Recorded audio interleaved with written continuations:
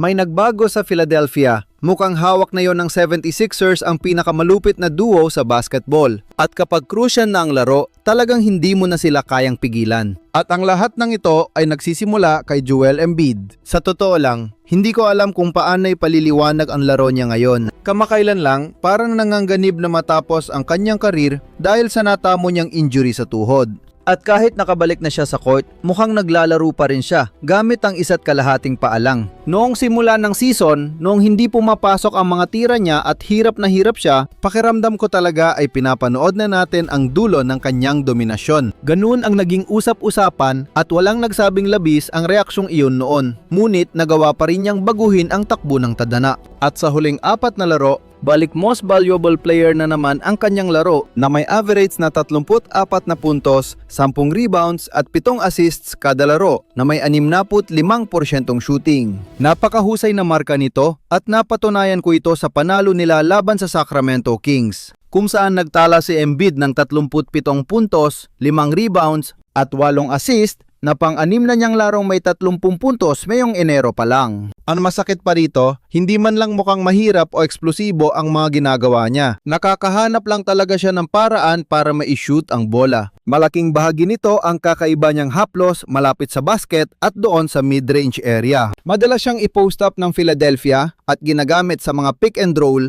kasama ang kanilang mga guards upang samantalahin ang kanyang gravity na takbuhan pa rin ng depensa ng kalaban. Ang gravity na ito ang nagbibigay ng mga magagandang oportunidad para kay Tyrese Maxey. At sa pick and roll na yon, naging napaka-epektibo ni Embiid dahil sa husay ni Tyrese sa pagtira sa 3-point line. Kapag masyado kang nag-focus kay Maxey, maiwan mong bakante ang isang dating most valuable player. At doon, kaya niyang isalpak ang mga free throw line jumpers nang may matinding katumpakan. Paulit-ulit ko itong nakita, lalo na doon sa kanilang laban sa Sacramento Kings. Dahil gustong i-double team ng kalaban si Maxey para pigilan ng pag-drive, naiiwan siyang mag-isa. Pero kapag ginawa mo yon, binibibigyan mo lang ng libreng tira ang isa sa pinakamahusay na mid-range shooter sa liga. Mahirap mamili kung alin ang mas masakit at sa ngayon, laging talo ang kanilang mga katunggali. Kaya din baliktarin ng Philadelphia ang play na ito kung saan si Embiid ang magpapasikat bilang tagapasa, gagamit ng gravity, at hahanapin si Maxey para sa layup. At para tapusin ang laban sa Sacramento, binalikan nila ang istilong iyon, binigay ang bola kay Embiid, pinabasa ang depensa sa kanya, at nanalig na ipapasa kay Maxey na siyang bumanat ng pampanalong layup ng laro. Para sa akin, mas mahalaga pa nga ang kakayahan nilang ipasa lang ang bola kay Embiid sa post at doon patakbuhin ang kanilang buong atake. Nagsisisilbi siyang pangunahing tagapagdaloy ng opensa sa marami sa kanilang mga plays ngayon. At magagawa mo lang ang ganoon kung ikaw ay isang matinding mid-range shooter. Para sa 7 kalampakan ng taas, pambihira si Joel Embiid doon. Nasa 100 percentile siya para sa mga malayong mid-range jumpers, kumukuha siya ng 5 punto, 3 tira kada laro. At naipapasok ang mahigit 50% nito, sapat na marka para mapabilang siya sa pang-81 percentile. Napakahusay na laro nito, lalo na sa mga tirang kadalasang itinuturing na mahirap isalpak. Kaya niyang umiscore doon sa maraming paraan tulad ng mga dribble pull-ups,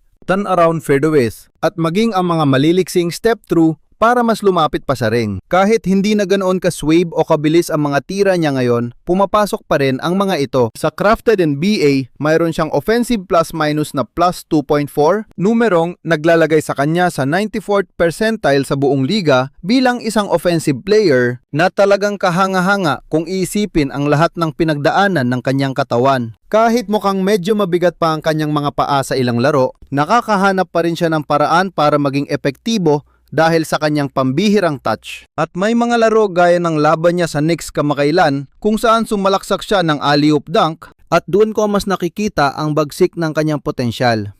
At ang nakakatakot pa rito, hindi pa rito nagsisimula ang totoong lakas at bentahe ng Philadelphia. Dahil gaano man kalupit si Joel Embiid nitong mga nakaraan, hindi pa rin nito mapapantayan ang inambag ni Tyrese Maxey para sa Sixers ngayong season. Para sa akin, naging isa na talaga siya sa pinakamahuhusay na gwardiya sa buong NBA. At ang napakaraming paraan niya para wasakin ng depensa ang pangunahing dahilan nito. Isa siya sa pinakamabilis na player sa liga at sapat na ang bilis na yan para maging mapangganib sa transition play. Kapag walang rumespondeng help defense, siguradong didiretso siya hanggang sa rim. At kapag nandun na siya, kaya niyang ipasok kahit ang mga pinakamahihirap na tira. Kaya niyang tumapos ng may contact gamit ang kahit anong kamay sa full speed at nakakagawa pa rin ng paraan para maisaklay ito ng swave sa board. Pagdating naman sa in-between range, kasing bangis pa rin siya. Mahirap depensahan ang kanyang mga floater at tila off-balance na tira dahil sa napakabilis niyang release. At iyan talaga ang buong pagkakakilanlan ng kanyang laro. Napakabilis ng lahat at walang sapat na oras ang depensa para mag-react at sumabay sa kanya. Akala mo andun ka na para humabol, pero wala na ang bola at papasok na sa ring. Pero kung saan mas sumasakit ang ulo ng mga depensa at kung bakit napakalupit ng season na ito para kay Maxi ay ang kanyang 3-point shooting. Dito ko nakitang gumawa ng napakalaking hakbang ang kanyang laro. Ang kanyang crossover bilis at ang kidlat na bilis ng release ng kanyang jump shot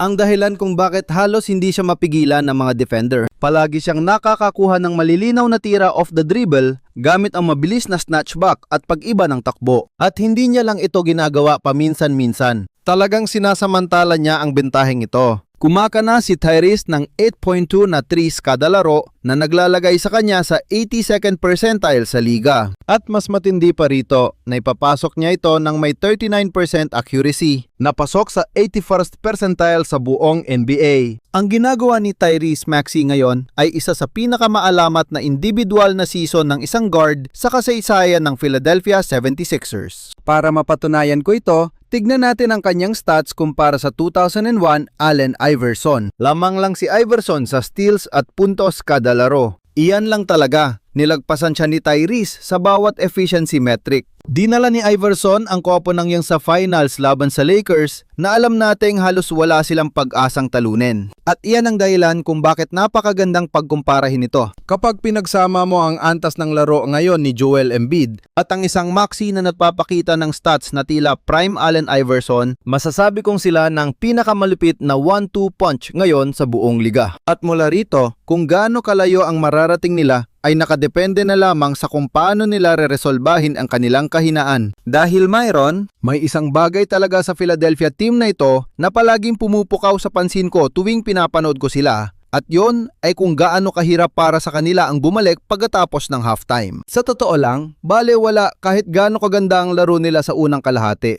Kahit pa makalamang sila ng malaki, parang palagi na lang nilang tinatapon ang bentahe pagdating ng ikatlong quarter. Dahil diyan, halos bawat laro ng 76ers ay nauwi sa dikitang laban kahit hindi naman dapat sana. Noong una, akala ko ay haka-haka ko lang ito tuwing pinapanood ko silang maglaro. Pero nung sinuri ko ang mga numero, talagang pinatunayan nito ang hinala ko. Ang Philadelphia ay may minus 17.3 na net rating sa ikatlong quarter ngayong season, na talagang napakasaklap. Sila ang pinakamasahol sa buong liga. Sa puntong ito, ang kanilang offensive rating ay bumabagsak sa 106.1, habang ang kanilang defensive rating naman ay lumolobo sa 123.3. Kaya hirap silang pumuntos ng tuloy-tuloy. At wala rin silang mapigilan sa depensa. Wala talaga silang enerhiya pagkapasok mula sa halftime. At paulit-ulit ko itong nakikita sa kanila. Kaya naman nakikita ko sa internet na itinuturo ng mga Sixers fan ang bahaging ito bilang dahilan kung bakit walang mapapanalunan ang grupong ito dahil hindi sila nagpapakita ng determinasyon kung kailan ito pinakakailangan. At sa totoo lang, may punto naman ang pangambang yan dahil madalas tinitingnan ng ikatlong quarter bilang pinakamahalagang bahagi ng laro. Pero hindi naman lahat ay masama. Para sa akin, kung titingnan natin ang mas malawak na anggulo, ipinapakita ng koponang ito na kapag gipit na ang sitwasyon, kaya nilang mag-focus ng husto. Habang papalapit na sila sa playoffs, dapat lang na tumaas ang kanilang enerhiya dahil sa tindi ng laban. Kapag kailangan talaga ng koponang ito, napatunayan nilang kaya nilang mag-iba ng laro, lalo na sa huling quarter. Sa nakaraang laro laban sa Kings, nakakita ako ng malinaw na patunay dyan. Naiwan sila sa kalagitnaan ng huling quarter at naramdaman ko na umabot na sila sa puntong wala na silang pagpipilian, kundi ang magseryoso. At ginawa nga nila, humabol sila para manalo halos sa huling segundo ng buzzer. At mismong si Tyrese nang nagsabi niyan sa kanyang post-game interview. Tyrese, pangit ang ikatlong quarter. Pangit din ang simula ng fourth quarter. Pero noong may 6 na minuto na lang, nagbago ang lahat. Anong nangyari? Oo, kailangan talaga namin bro. Wala kaming choice. Lamang sila ng 10 nung pumasok kami ni The Process sa laro. Kaya kailangan naming dumepensa para manalo sa laro. At yun nga ang ginawa namin. Sinasang-ayunan din ito ng mga istatistika. Ang Philadelphia 76ers ang may pangalawang pinakamagandang fourth quarter net rating sa buong NBA, pangalawa lang sa Oklahoma City Thunder na may plus 10 point differential, 119.7 offensive rating at 109.7 defensive rating. Kaya kapag kailangan na talaga sa laro, lumalaban talaga ang Philadelphia, itinatama ang kanilang pagkakamali at biglang nagiging mukhang totoong banta. Ang problema nga lang, madalas silang nalulubog ng husto sa ikatlong quarter. At kung minsan, hindi sapat ang kanilang paghabol sa huling quarter para mabura ang pinsala. Kaya naman ang pinakamalaking dapat nilang ayusin bago mag-playoffs ay kung paano sila magsisimula pagkatapos ng halftime. Sa tingin ko, may malinaw namang paraan para masimulan nilang ayusin ang isyung ito. Napakalaking sorpresa ng rookie na si VJ Edgecomb, pero sa obserbasyon ko ay madalas na hindi siya sapat na tumitira. May mga laro na 7 tira lang ang nakukuha niya, pero nakakapagpasok siya ng 4. Naniniwala ako na kailangan niya ng mas maraming bola, lalo na sa tindi ng hirap nila sa ikatlong quarter. Bakit hindi natin sakyan ng gulo at gawing quarter ni VJ Edgecomb ito?